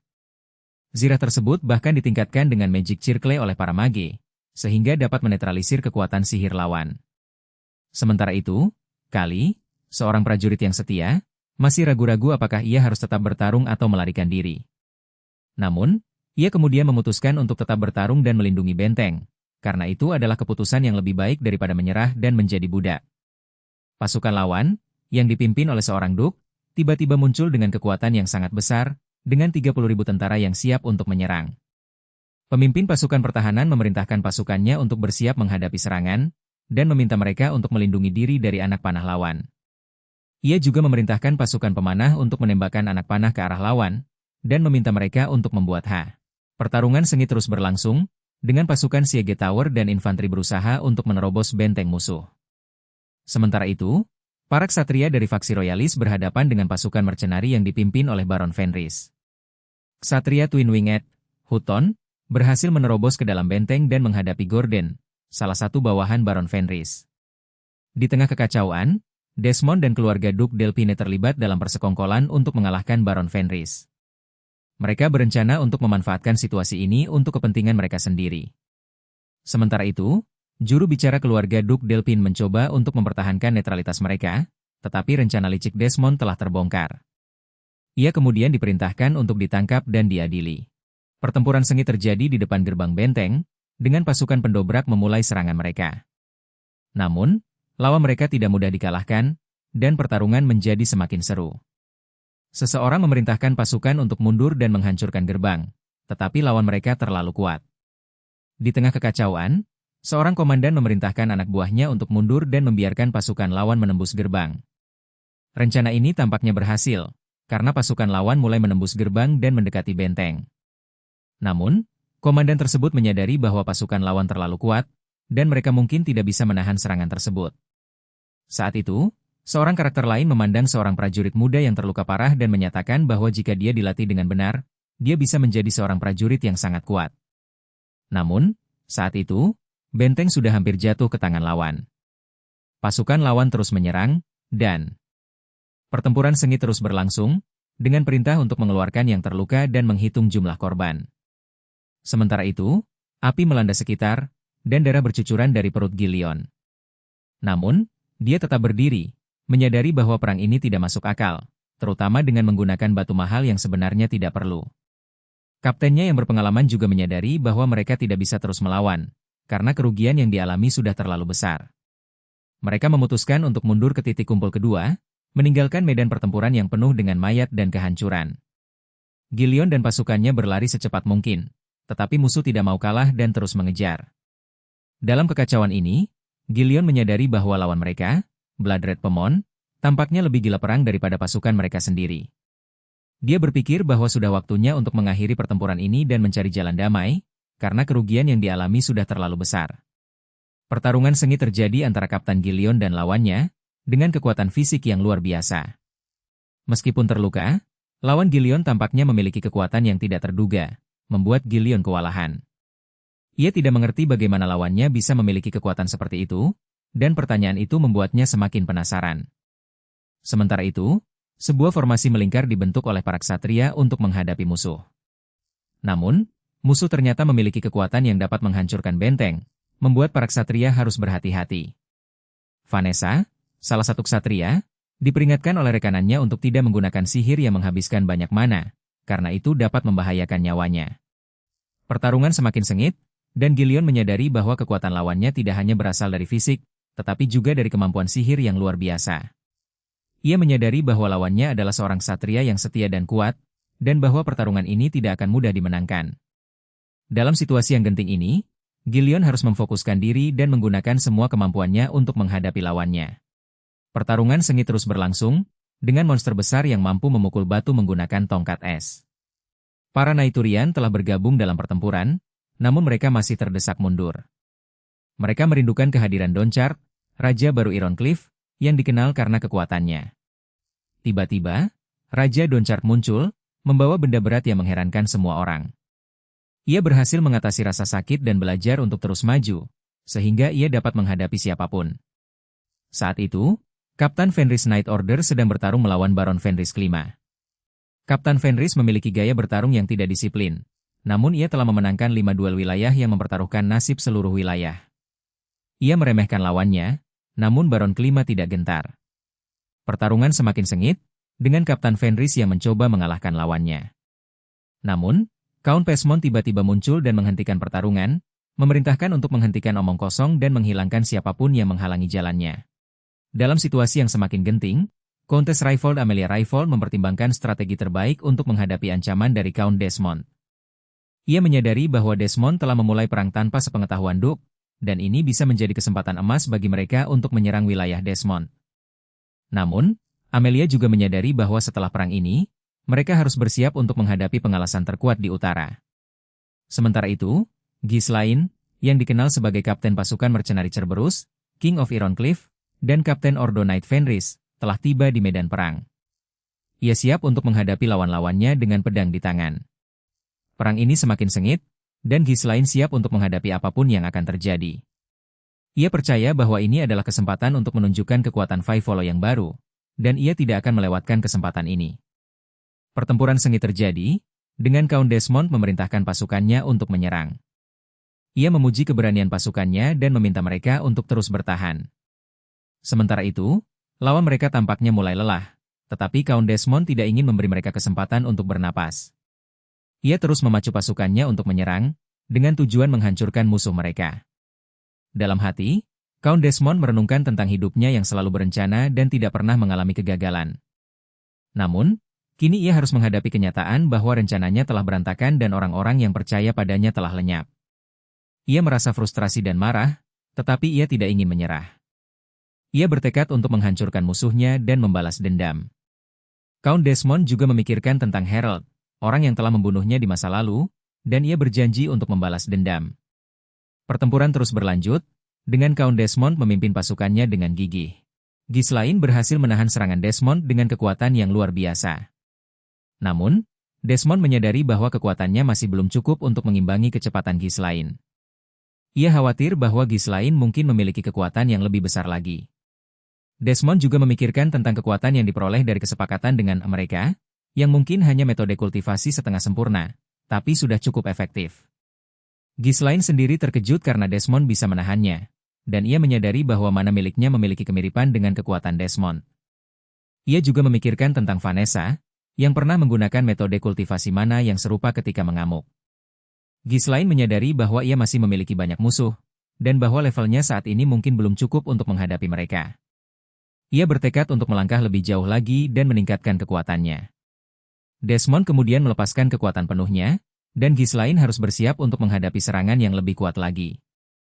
Baron Ghislaine Fenris, yang dikenal sebagai First Swordsman of the North, telah menunjukkan kekuatannya yang luar biasa. Ia memiliki kemampuan bertarung yang setara dengan seorang Swordmaster dan kekuatan mace pribadinya yang tak kalah dengan Villar, seorang mage Circle 6. Fenris sedang mempersiapkan diri untuk menaklukkan wilayah Desmond, dan tidak ada yang bisa menghentikannya. Lord Maralis terlihat puas dengan kemajuan Fenris, tetapi beberapa orang khawatir bahwa Fenris mungkin akan sulit dikendalikan jika terus dibiarkan. Mereka berencana untuk menahannya, tetapi Maralis tidak menghiraukan peringatan tersebut. Sementara itu, Count Vaux dibebaskan dan diberi peringatan untuk lebih berhati-hati di masa depan. Di tempat lain, Duke Delphine tampaknya sangat marah dan berencana untuk menyelesaikan masalahnya sendiri. Ia mempercayakan segalanya kepada orang kepercayaannya, Tetapi kali ini ia bertekad untuk menyelesaikan semuanya dengan tuntas. Sementara itu, Baron Ghislaine Fenris terus menunjukkan kekuatannya, dan tidak ada yang bisa menghentik. Langit berwarna merah darah, dan celah misterius yang terbuka di seluruh benua, membalikkan dunia. Itu adalah era saat 7 orang terkuat di benua, termasuk Alphau, mulai bergerak dengan sungguh-sungguh. Alphau melihat kilas balik kehidupan sebelumnya, yang tampak seperti mimpi buruk. Ia kini telah diangkat ke pangkat Count dan dapat mengambil alih jabatan komandan pasukan Litara. Namun, ia masih memikirkan tentang Gillion dan keadaannya. Setelah mengetahui bahwa Gillion sudah pulih berkat perawatan intensif dari Priestess Viote, Alphau memutuskan untuk menyiapkan langkah selanjutnya. Alphau kemudian bertemu dengan seorang priestess yang memintanya untuk memberikan sumbangan. Alphau menolak, mengatakan bahwa ia adalah orang termiskin di wilayah tersebut. Priestess itu kemudian mengusulkan permainan untuk menentukan apakah Alphau akan memberikan uang atau tidak. Alphau setuju dan mereka memulai permainan. Sayangnya, Alphau terus kalah dan priestess itu memenangkan uangnya. Alphau mulai curiga bahwa priestess itu menggunakan sihir curang. Tiba-tiba, Alphau masih menyuarakan kebanggaannya setelah mengalahkan dewa, meskipun yang lain meragukan klaimnya. Ia mengaku telah mengalami situasi yang tidak masuk akal dan merasa bersyukur masih bisa menikmati hidup setelah kehilangan kesempatan menjadi pewaris. Sementara itu, situasi perang mulai memanas, dan mereka harus bersiap menghadapi Duke Delphine. Alphau merasa tidak percaya diri karena lawan yang kuat, tetapi ia tidak punya pilihan selain menghadapi mereka. Mereka membahas strategi dan rencana untuk mempersiapkan diri menghadapi perang skala besar yang akan melibatkan seluruh kerajaan. Alphau berencana untuk membangun perusahaan mercenari dan mengambil alih perusahaan mercenari lain di kerajaan untuk memperkuat pasukannya. Sementara itu, di wilayah barat, Pangeran Martin Roprick bertemu dengan Venus Blade of the West dan membahas tentang perusahaan mercenari dan rencana untuk mengambil alih wilayah barat. Pangeran Martin tampaknya telah membuat keputusan untuk meninggalkan kediamannya dan tidak akan kembali ke Marl. Dominic berhadapan dengan Martin, yang terkenal karena kelakuannya yang tidak normal. Martin membuang bakatnya hanya untuk menunggu seseorang membutuhkannya. Dominic merasa frustrasi dengan perilaku Martin, yang bahkan membentuk perusahaan dagang baru demi memudahkan rencananya. Dominic kemudian mendapat kunjungan dari Litusan, yang merupakan utusan Count Fenris. Litusan dulunya adalah pemimpin kelompok mercenari Ratatosk dan wakil komandan kelompok mercenari Fenris. Ia membawa tawaran dari Count Fenris untuk membeli kelompok mercenari Drake. Count Fenris memiliki rencana besar untuk mengambil alih seluruh kelompok mercenari di kerajaan. Dominic ragu-ragu, tetapi Litusan meyakinkannya bahwa Count Fenris benar-benar berniat membantu. Dominic masih belum yakin, tetapi ia mempertimbangkan tawaran tersebut. Sementara itu, Count Fenris datang ke Menshah Tuan Muda Roderick, mencari pedang yang berguna. Ia bersedia membayar dengan jumlah besar, termasuk ke Ronestone, untuk mendapatkan apa yang diinginkannya.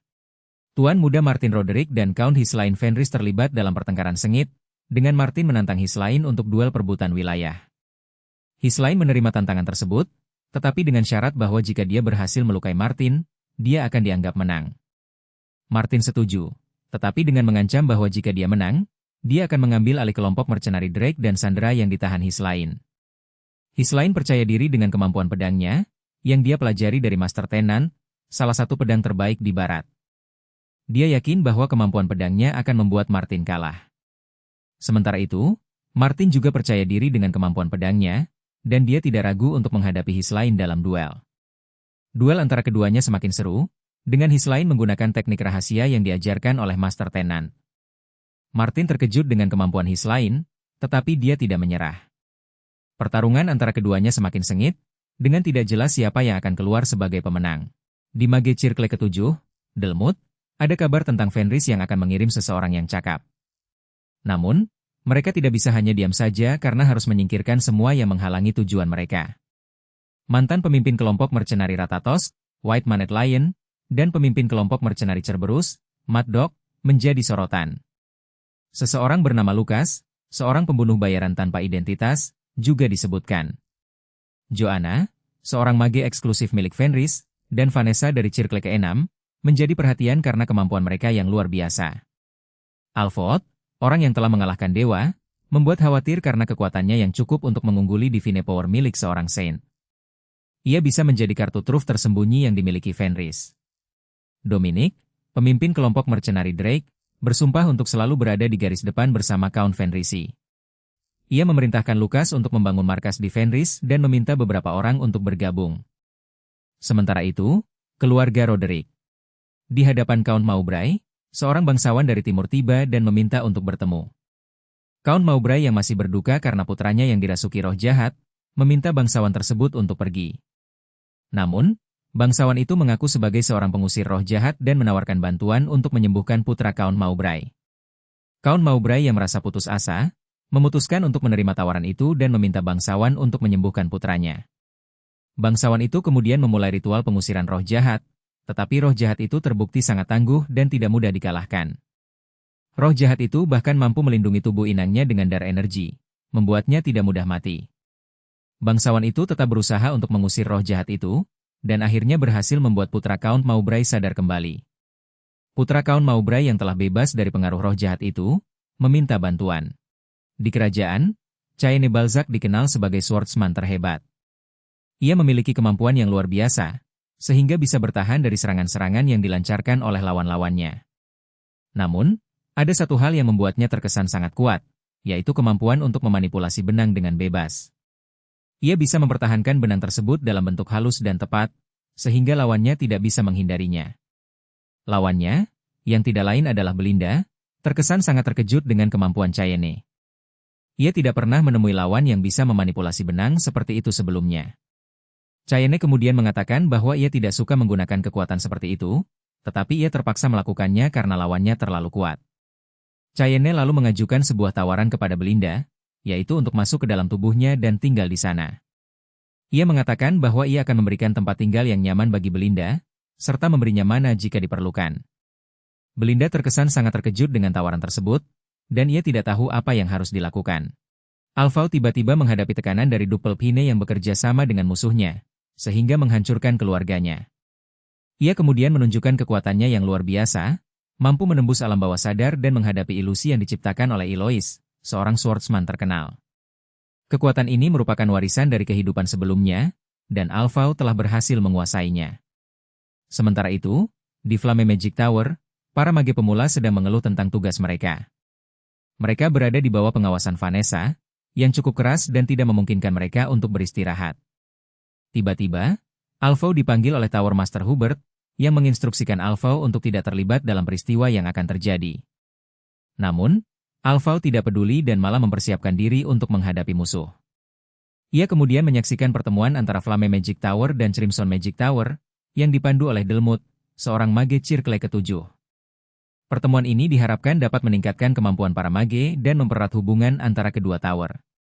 Tetapi, suasana menjadi tegang ketika Vanessa dan Alphau bertemu, dan mereka bersiap untuk menghadapi pertar.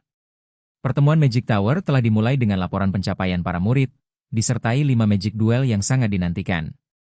Setiap Magic Tower harus mengirim murid untuk berduel, dan Tower Master dari Crimson Magic Tower telah memilih muridnya. Roberto, murid Circle kedua, dipilih untuk melawan lawan dari Circle keempat, meskipun jarak Magic Circle yang cukup besar. Namun, hal ini tidak menjadi masalah karena murid tidak akan membunuh lawan mereka di depan umum. Saat duel berlangsung, Pelmut menjadi marah karena muridnya terluka parah. Ia menuduh lawan memiliki niat membunuh, tetapi sekali lagi ditegaskan bahwa duel ini tidak akan berakhir dengan kematian. Setelah itu, Brody, pewaris Flame Magic Tower dan murid Master Delmood, maju untuk berduel. Ia bertemu dengan Alphau, seorang pria yang mengaku pernah mengalahkan dewa dan memiliki Circle ketiga. Alphau dengan percaya diri menghadapi lawannya, meskipun lawannya memiliki Circle yang lebih tinggi. Pertarungan sengit pun dimulai, dengan Alphau menunjukkan kecepatan dan kemampuan magis yang luar biasa. Pertarungan sengit terus berlanjut di Magic Tower. Alphau, pria yang dikabarkan telah mengalahkan dewa, menunjukkan kemampuan manipulasi yang luar biasa. Lawannya, Delmood, tampaknya tidak bisa mengimbangi kekuatan Alphau. Sementara itu, Vanessa, murid Alphau, menunjukkan kemampuan mengagumkan dengan memblokir mantra Circle lawan dan menyedot mana Alphau untuk menggantikan kekurangan dalam Circle-nya. Tetua-tetua Magic Tower mulai khawatir dengan perkembangan pertarungan. Mereka meminta Alphau untuk turun tangan, tetapi Alphau justru meminta mereka untuk mempersiapkan mana field. Pertarungan ini semakin seru dan menegangkan, dengan mana yang banyak terkuras. Tiba-tiba, Count Ghislaine Fenris muncul, mengaku sebagai pengikut Fenris dan datang untuk mengikuti pertemuan Magic Tower. Namun, dia tampaknya telah terlambat, karena pertarungan sudah mencapai puncaknya. Pengliasa Fenris, Count Ghislaine Fenris, tiba di Crimson Magic Tower dengan niat untuk mengikuti pertemuan Magic Tower. Namun, dia tampaknya terlambat, karena saat ini sedang berlangsung duel magic antara Delmood dan seorang mage lain. Ghislaine Fenris, yang dikenal sebagai swordsman terhebat utara, tidak bisa menahan diri untuk tidak ikut campur. Dia mempertanyakan apakah pemuda itu yang telah menggagalkan rencana Duke, tetapi dia segera diingatkan bahwa dia tidak memiliki wewenang untuk ikut campur dalam urusan para mage. Delmood menjelaskan bahwa Ghislaine Fenris sebenarnya adalah mage tamu dari Flame Tower yang diundang olehnya. Ghislaine Fenris kemudian mengungkapkan bahwa rencananya adalah untuk menghancurkan Flame Tower terlebih dahulu sebelum menyerang Fenris. Delmood menyambut tantangan ini dan berencana untuk menghancurkan Ghislaine Fenris. Pertarungan sengit pun dimulai, dengan Ghislaine Fenris menunjukkan kemampuan luar biasa dengan pedangnya. Delmood terkejut dengan kekuatan Ghislaine Fenris, tetapi dia tidak menyerah dan memutuskan untuk menggunakan kekuatan penuhnya. Pertarungan ini semakin sengit, dengan keduanya saling menyerang dan berusaha untuk. Pertarungan sengit antara faksi Royalist dan Duke Delphine semakin memanas. Fenris, seorang mercenari yang telah membunuh Tuan Muda Roderick, menjadi sorotan karena tindakannya yang berani. Sementara itu, Ghislaine, seorang karakter misterius, membawa sejumlah besar persediaan kepada faksi Royalist, termasuk baju zirah, runestone, dan potion tingkat tinggi. Ia menjelaskan bahwa hadiah ini diberikan karena faksi Royalist telah memikirkan tentang perang saudara yang akan datang. Ghislaine juga membocorkan informasi tentang daftar ektori keluarga Duke yang bersembunyi di ibu kota dan wilayah lainnya. Ia menjelaskan bahwa penyelidikan membutuhkan waktu, tetapi mereka berhasil mengumpulkan informasi tentang pasukan yang akan menyerang faksi Royalist dari belakang. Perang saudara telah dimulai, dan Ghislaine memperingatkan bahwa mereka harus mengambil tindakan lebih awal untuk menghadapi ancaman tersebut. Di tempat lain, pemimpin guild dagang, Tuan Keofre, mengumumkan bahwa kerjasama dengan faksi Maralis telah berakhir dan mereka akan menyita semua aset dari guild dagang. Semen. Count Voudi menghadang rute kaburnya, tapi sepertinya masih jauh dari waktu yang ditentukan. Dia bersama orang-orangnya telah menangkap sebagian besar mata-mata yang ditanam oleh keluarga Duke. Namun, tiba-tiba ada kabut yang muncul, kabut yang dingin dan membuat semua orang waspada. Di dalam kabut itu, ada sesuatu yang tidak biasa, dan Priest yang percaya diri sepertinya telah menemukan petunjuk tentang keberadaan Maralis Branford. Sementara itu, ada kekhawatiran tentang hilangnya Rosalind, putri seorang Marquis, dan keluarga Duke yang mungkin terlibat. Tempat di mana Rosalind diculik sangat bersih, tidak ada jejak yang terlihat, tapi ada tanda-tanda pertarungan sengit. Energi hitam yang tersembunyi di tempat itu membuatnya sulit untuk ditemukan, tapi kekuatan khusus Count Voudi memungkinkan dia untuk menemukannya. Tapi, apa yang terjadi di tempat itu? Apa yang dilakukan pada orang-orang yang ada di sana? Mereka semua adalah persembahan untuk membuka dunia baru, dan Count Voudi mulai menyadari bahwa ada sesuatu yang lebih besar dan lebih berbahaya yang sedang terjadi. Di wilayah Count Fenris, seorang satria bernama Alpha menikmati waktu santainya karena tidak ada kegiatan yang membutuhkan perhatiannya. Ia merasa bosan dan tidak menemukan kesenangan dalam melakukan apapun. Ketika itu, seorang satria terkenal, Venus Sword of the West, Tenant, tiba-tiba muncul dan menantang Count Fenris untuk bertarung. Tenant ingin menguji kekuatan Count Fenris yang telah mengalahkan dewa. Namun, saat pertarungan akan dimulai, sebuah kejadian aneh terjadi. Seorang bangsawan dari keluarga Duke, Count Voudi, muncul dan menyuntikkan energi hitam ke dalam dirinya, membuatnya berubah menjadi sebuah makhluk aneh yang disebut Holy Knight. Count Fenris dan Alpha terkejut dan bingung dengan kejadian ini. Mereka kemudian mengetahui bahwa ada sebuah rift yang menyedot semua mana di area tersebut, membuat mereka tidak dapat menggunakan kekuatan magis. Dengan kehadiran Tenant dan mana besarnya, Count Fenris berencana untuk menggunakan kesempatan ini untuk mencapai tujuannya. Ia meminta Alpha untuk menghadapi Holy Knight tersebut dan menunjukkan kekuatannya. Pertarungan antara Alpha dan Holy Knight pun dimulai, tetapi Alpha merasa bahwa sesuatu yang tidak beres sedang